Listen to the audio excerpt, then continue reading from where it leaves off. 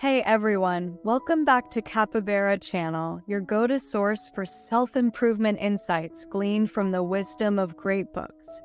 This week, we're diving into philosophy for life and other dangerous situations. The short is Philosophy for Life by Jules Evans. I'm sure that when you hear the word philosophy, many of you think of something abstract, inaccessible, irrelevant to everyday life. We're already so busy with the daily grind. How could we possibly find the time to delve into such profound topics? Or maybe you remember those dreadful philosophy classes back in school. I know I did. It was just another subject to get through for the exam. But looking back, it was because I lacked the foundation, the complete understanding of what philosophy truly means. The reality is, philosophy isn't some far-off concept. It's a profound truth that's deeply embedded, woven into the fabric of our lives. When you're lost about your future, unsure of what to do with your present, Socrates might remind you that a life without challenges is a life not worth living. When you want to give up, escape reality, Nietzsche. He who has a reason to live can endure anything. And when you're lost in happiness, unable to find joy, Aristotle reminds you that happiness is achieving harmony within your soul. This brings me to something that truly moves me about philosophy. Modern science is vast and constantly evolving. Artificial intelligence, robotics, space exploration, and biotechnology are all aiming for the stars, the depths of the ocean, or the intricacies of the microcosm. But philosophy, this ancient discipline, still focuses on the core of what it means to be human. It strives to guide us all on how to live a good life, a life that's ours, once and for all. We live in a chaotic era, a world overflowing with complexities. We're bombarded with concerns about making ends meet, struggling to keep up with rising living costs.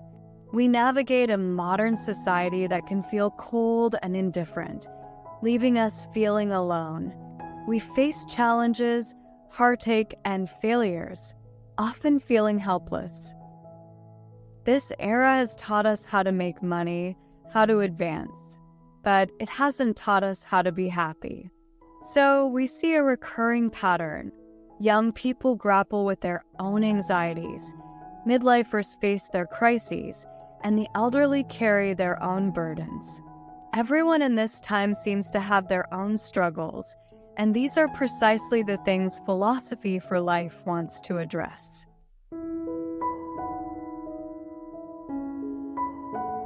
Part 1.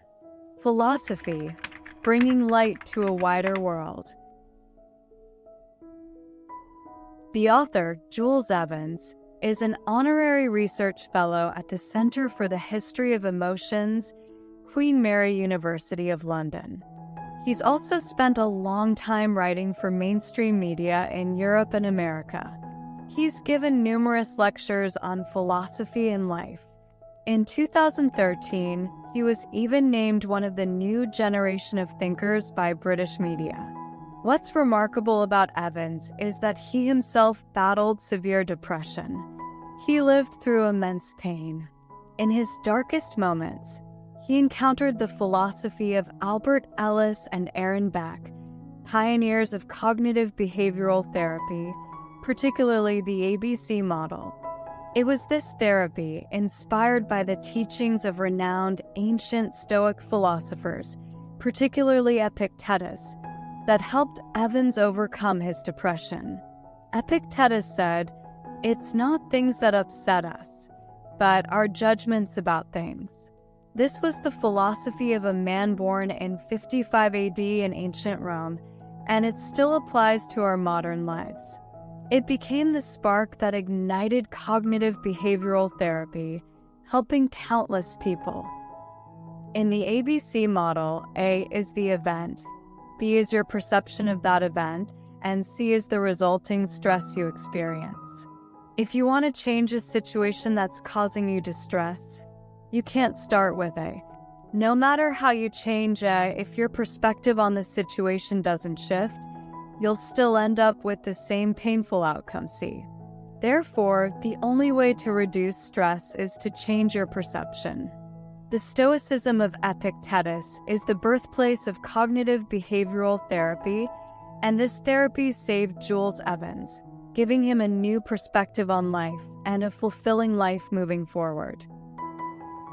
According to Evans, philosophy is deeply intertwined with a person's mental and physical well-being. But the problem is that many of us are unaware that we've been shaped by our parents, influenced by the culture we grew up in, and even assimilated by those around us. We don't realize that our emotions can be controlled through learning wisdom from philosophy. The power of knowledge derived from philosophy is truly profound and magical. It can strengthen our inner fortitude. Modern humans seem so vulnerable. It doesn't matter how much money we have, how healthy our bodies are. If our minds are fragile, we can crumble in an instant. This is why Evans introduced and integrated the wisdom of ancient philosophers into his book, wanting to bring the light of these beacons to more people. He hopes we can revisit these ancient philosophical ideas, connect them to our modern lives, and discover valuable methods of thinking that will empower our minds in the realities we face today. In the next segment, we'll explore some of these classical schools of thought, allowing the wisdom of philosophy and the illuminating light of these ancient thinkers to shine into our lives. This can help us tackle our own real-world challenges. Part 2. Stoicism. Strong as a rock, guiding our lives with resilience. Before we talk about Stoicism, let me share a story. In the 1991 Iraq War, there was a woman named Kathy. She was a medic on a helicopter. One day, their helicopter crashed, breaking Kathy's collarbone, injuring her leg, and leaving her body with severe wounds. But that wasn't all. Worse, she was captured by local soldiers. They forced her onto an armed truck. On that bumpy ride, the Iraqi soldier raped her. Her male colleague, bound beside her, could only watch helplessly. But during that ordeal, Kathy didn't feel the pain of humiliation, but rather the excruciating pain of every jarring movement on her broken bones. After being thrown off the truck, her male colleague approached her and said, "You must be in so much pain. I thought you were strong." She responded, "What do you think I should do? Should I cry?" At that moment, crying seemed pointless. Then, she was imprisoned in a POW camp. That was a truly terrifying experience for her. Suddenly, her freedom was stripped away, her life completely controlled by others, and death loomed over her at every turn. But thankfully, she was rescued. Later in life, she wasn't haunted by her experiences of being raped on that truck or by the horrifying time she spent in captivity. On the contrary, she became a lecturer in holistic health for the U.S. military. When she speaks to others about her experience of being raped on the truck, she often says, "Being raped wasn't the biggest thing in my life to be able to say that." Clearly, she must have a very powerful philosophy of life, and she has shared that at the time. One of the most important principles for her was, "I will only change what I can change and will not complain about what I can't." That's very similar to the circle of influence and the circle of concern that we discussed in the 7 Habits of Highly Effective People, isn't it? The things I need to do in this life are the things within my circle of influence, and I won't waste my time or energy focusing on things outside of it. And this is precisely the core philosophy of Stoicism. This philosophy gave Cathy a shield to protect herself from external threats, allowing her to conquer the challenges and pains of her experiences with her incredibly strong inner self. Of the Stoic philosophers, one of the most renowned was Epictetus. He himself was born a slave. In ancient times, a slave was considered property, devoid of personal freedom, with no right to their own life. Epictetus was sold at a young age, and his first owner broke his leg. Luckily, when he was sold to a second owner, this enlightened individual recognized his philosophical talent and allowed him to go into the city to study under Stoic philosophers.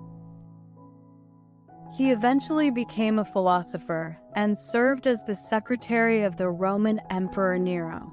Later, he was granted his freedom and founded a school to teach philosophy.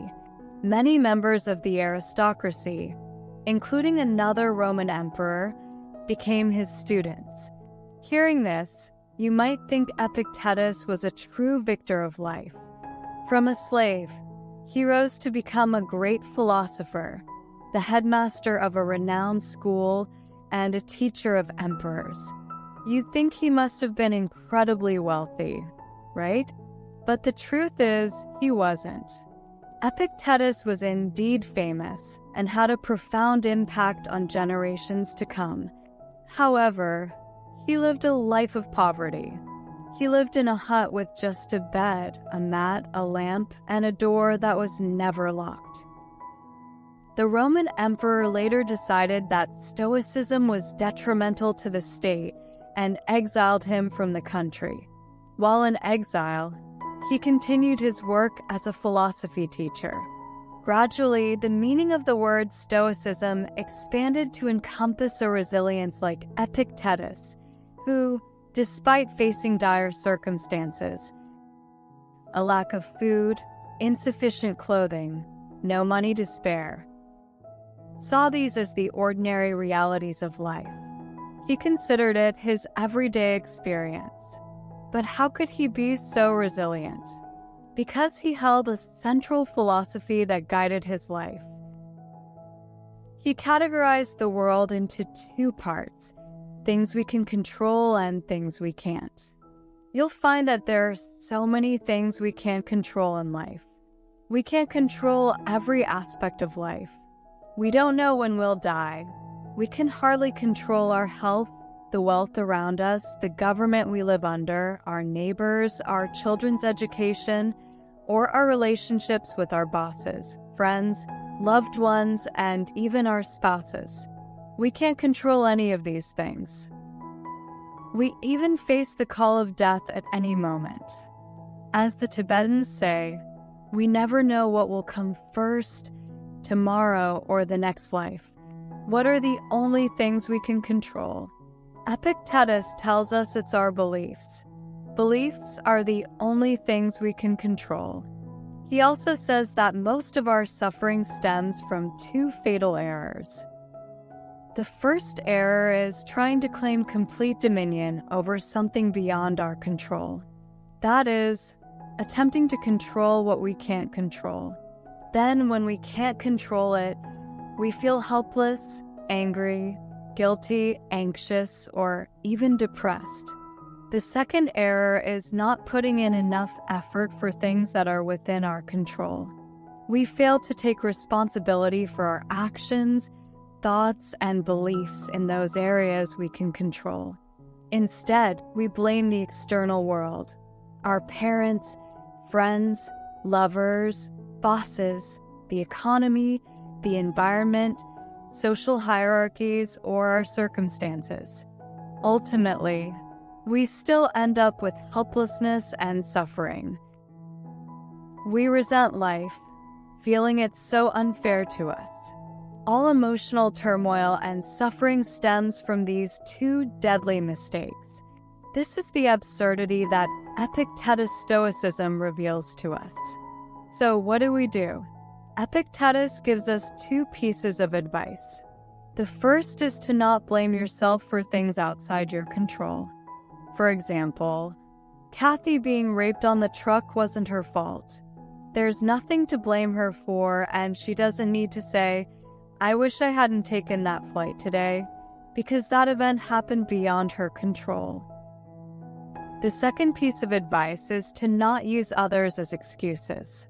Stoics believe that every moment in life is an opportunity to refine ourselves. For instance, Epictetus, born a slave, had his leg broken, and Kathy, humiliated and stripped of her freedom, all had opportunities to refine themselves. These were all lessons they learned in their lives. So always remind yourself, no matter what happens, we can always take responsibility, even when we have little control. There's always a gap between external stimuli and our reaction to them. That space is called belief, and within it lies our freedom and strength.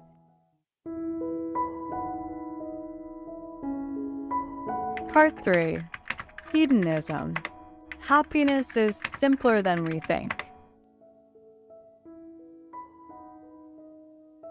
There's a philosopher who believed that happiness is the whole of life.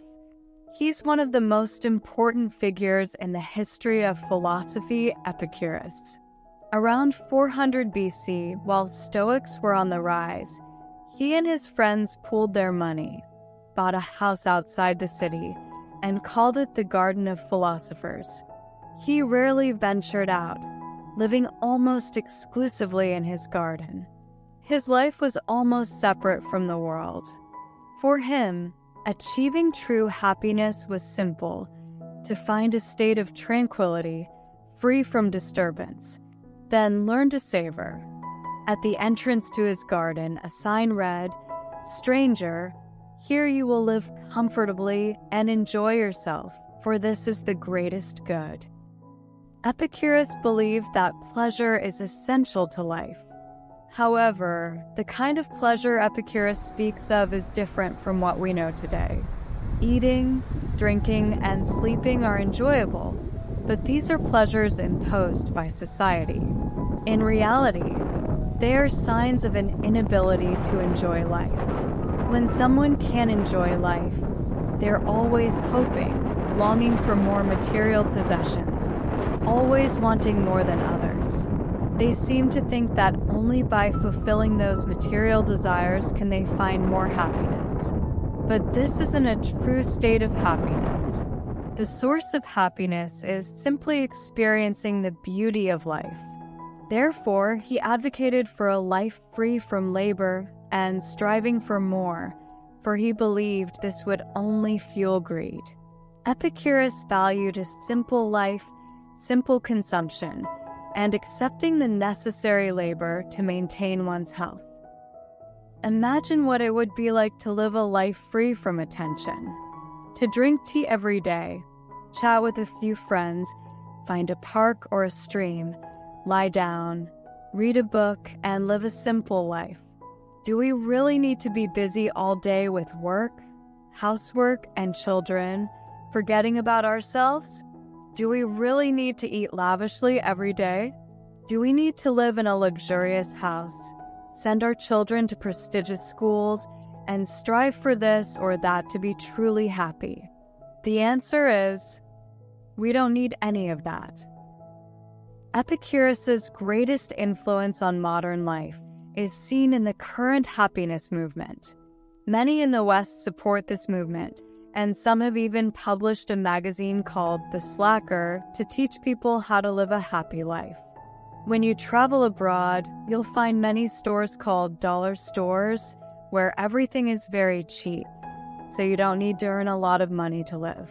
But there's also an ongoing debate about this philosophy. Some argue that it's too selfish. If we only strive for what's enough to live and focus on living well for ourselves, will society even progress? This is a question, and the answer, I think, depends on how you define happiness. Let me give you another example. There was a woman named Haruki Murakami. She had to live with pain, chemotherapy, and the constant threat of death. She used philosophy to live her life. She said, "I know my future has been taken away, but I can still find joy in my illness by embracing Epicurus' philosophy of living in the present.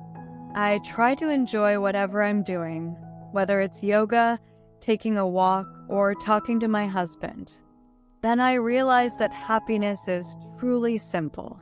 It's enjoying the moment." You see, Epicurus has always emphasized living for the present, and Haruki Murakami said, "Sadly, you've forgotten that and are perpetually stuck in trivialities. We get caught up in the little things in life, unable to feel connected to happiness."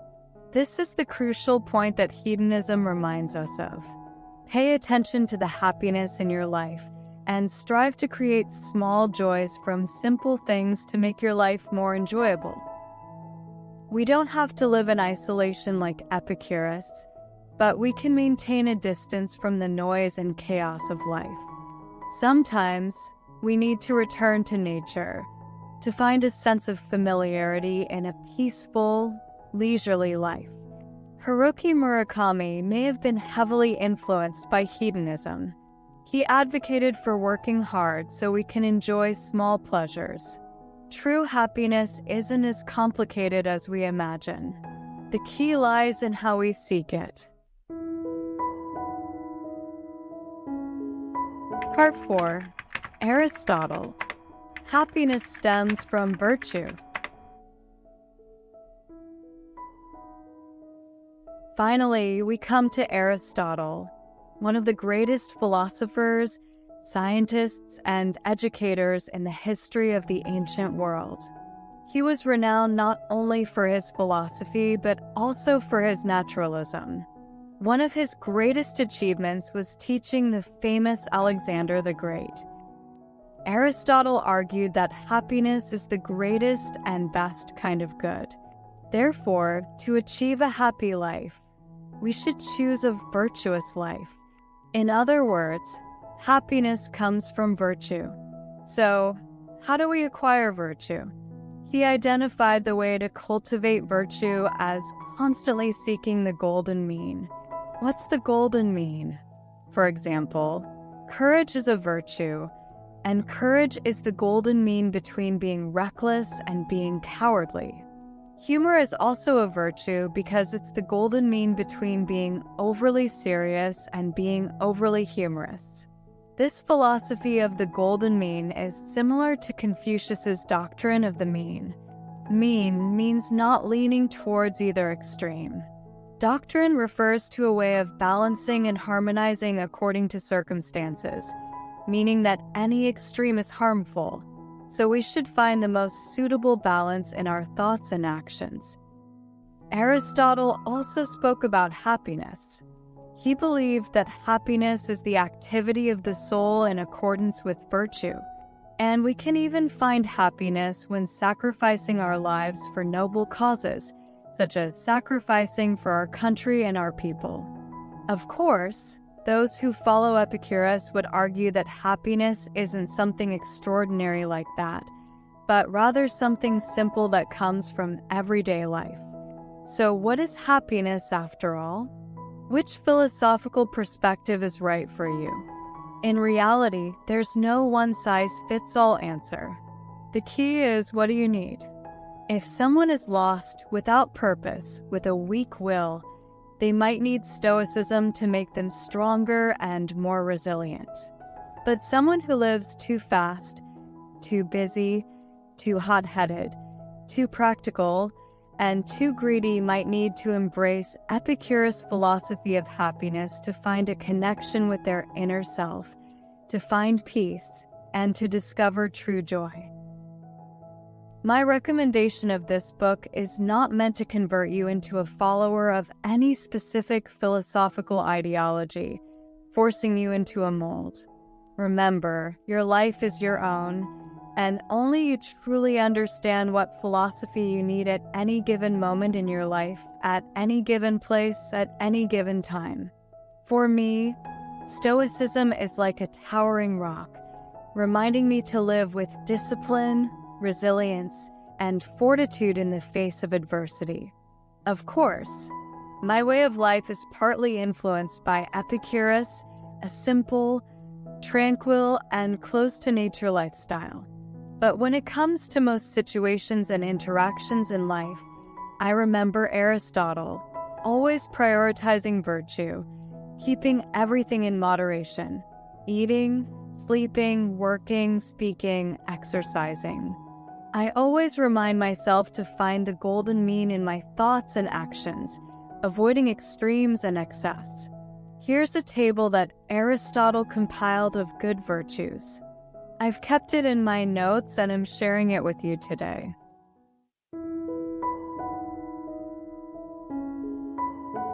Finally, I want to say that when you feel overwhelmed by the outside world, bound by reality, unable to find joy, take a moment to be still and look within your own heart. You'll find that most of our helplessness towards the external world stems from our inner helplessness. Philosophy is a kind of knowledge that empowers our hearts and minds. It doesn't demand that we believe in anything. It only asks us to reflect, to find solutions. When the problems within our hearts are resolved, the problems in our lives will also be resolved. Returning to the title of this book, Philosophy for Life, it's not about choosing a specific philosophy to guide your life. We should use philosophy as a tool, use the wisdom of ancient thinkers as a means to open a path that helps you live a happier life in the present, rather than being unconsciously absorbed by life day after day. Talk to yourself more, reflect more, pay attention to your experiences. Regularly check in with your thoughts and emotions, and find those thoughts and actions that bring you true happiness. Of course, what I've presented today is just a small part of the book. This book not only covers the 3 great philosophers I've mentioned, but also introduces us to 12 other teachers. I hope that this book opens a new window for you, allowing you to see the impact of Western philosophy on your own life. Consider whether these philosophical concepts resonate with you, how you might apply them in your own life. This is the crucial question when reading this book. I hope everyone will enjoy it and delve deeper into philosophy. If we get the chance, we can discuss modern philosophers like Nietzsche or Schopenhauer in the future. That's all I wanted to share about this book. I'll end today's video here. Thank you for listening. If you found this episode helpful, please share it with anyone who needs it. Support the Capybara channel by giving us a like, subscribing, and hitting that bell notification to get notified of my latest videos. Thanks again, everyone, and see you in the next episode.